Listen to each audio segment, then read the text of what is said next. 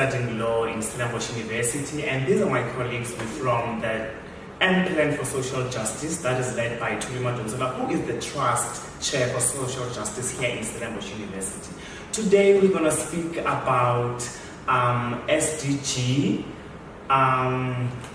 focus points that we each lead in the project that is being piloted by Tulima Donzola. So I'm going to give it to my colleague, Fernando Lutuli. Thank you, colleague. My name is Fernando Lutuli, and I'm studying law here at Stellenbosch, and my focus points are SDG number 10, which is reduced inequality, SDG number 17, which is collaborative partnership for the achievement of these goals, and SDG number 1. In the wise words of Helen Suzman, I stand for simple justice, equal opportunities, and human rights. I am Utembaletu Akwaseisi, and I'm honored to be here with my colleagues this morning to talk about my passion, SDG 5, gender equality. I am Heidi Lumisa Rishimbo, and I am very privileged to be here with my colleagues. First of all, I just want to explain what this SDGs, whatever we are speaking about, really is. It stands for Sustainable Development Goals. Now, there were 17 goals set up by the United Nations, which are sustainable development goals that we as a whole world actually want to reach in the future. The big thing about sustainable development is, so it focuses on the current needs of today, of society's needs, but also taking into account the future generations' needs and not compromising their ability to meet their needs. So it is all about bringing equality with the resources that we have today, but taking in mind that there are future generations to come, so we can't just tap out all the resources today and not regarding the future's needs for resources as well. So my main focus my main goal is goal number 2, and that is zero hunger. Yes. So Alright, so Temba, please just tell us more about why you're passionate about gender inequality and why and how you think it will contribute to your ideal future. Upon doing some research on gender inequality, I realized that in the whole world we have 49 countries that do not have laws to protect women against gender-based violences. And we've got 15 countries that men can tell women not to go to work. I thought, what does that even mean? What is that? Who are we as men to tell women what they can do and what they cannot do? Then I was fascinated I've always been fascinated about Section 9 of the South African Constitution, equality. What does equality mean? If we cannot practice it with our counter females, then why do we still have it in the Constitution if we cannot uphold it? Therefore, that led to my passion, which I've mainly focused on gender equality amongst other inequalities. Thank you so much, Temba. The zero hunger that I'm quite passionate about, I've developed my passion when I traveled to Europe, and for a few months there, I was so bombarded by the fact that they could throw food away so easily. And I thought, what on earth? They're definitely not aware of the issues of people having no food in South Africa. So for me, they didn't even think twice about throwing the food away and just making new ones tomorrow, which is fine because they're not confronted with hunger. And I came back and I thought, I love South Africa because there are so many opportunities to develop, and I love the diversity in South Africa.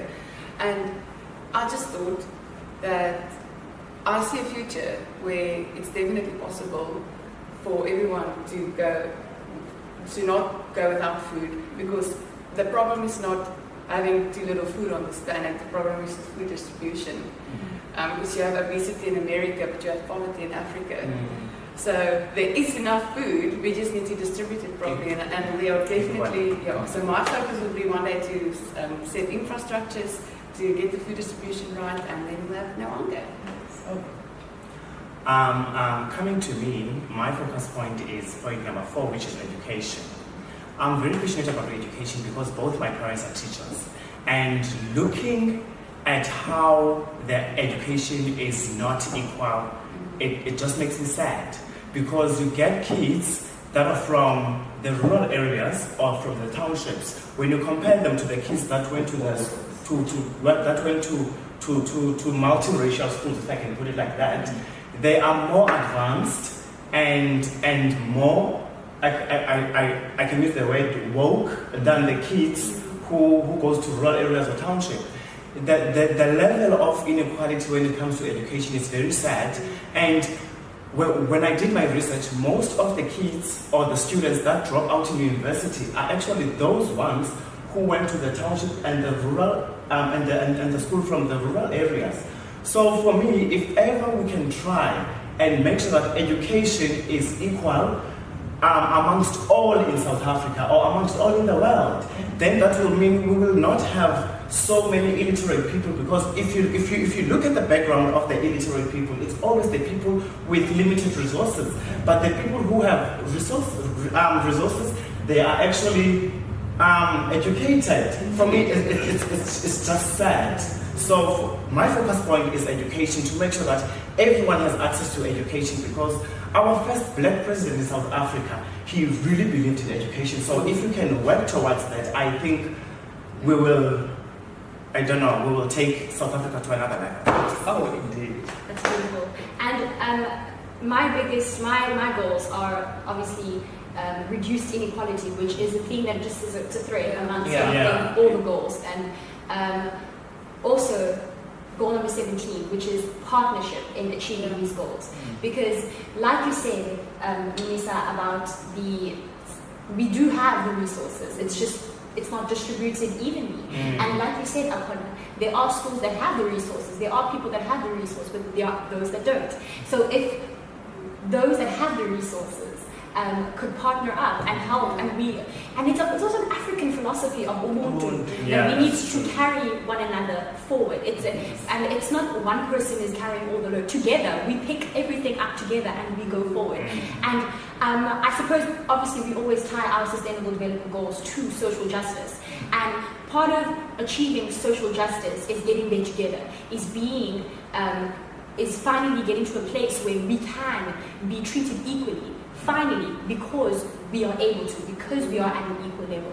And for that to happen, we need to work on all of these goals together. They are all our focus points. We need to pull the resources together and move forward. And that for me is the importance of the SDGs and the importance of particularly SDG number 17, partnership. Just because one is succeeding doesn't mean all are succeeding. True. The only way, and it's also the impact of globalization, the only way that we are going to move forward is if we do it together. Yes. Wow. That's wonderful. So what I'm getting is the United Nations goal, actually, of leaving no one behind. Yes. So what we are essentially saying, it is all our duty as civil society to join our lives and to take on this race and to run and to empower humanity and to believe in humanity, because not believing in humanity means no future. Yes. We have to believe in ourselves that we can achieve the sustainable development goals. Yes. Thank you for watching this episode of The Future of the Sustainable Development Goals. Please click on the logo below to subscribe to our channel and stay tuned for more great content. Don't miss the next episode.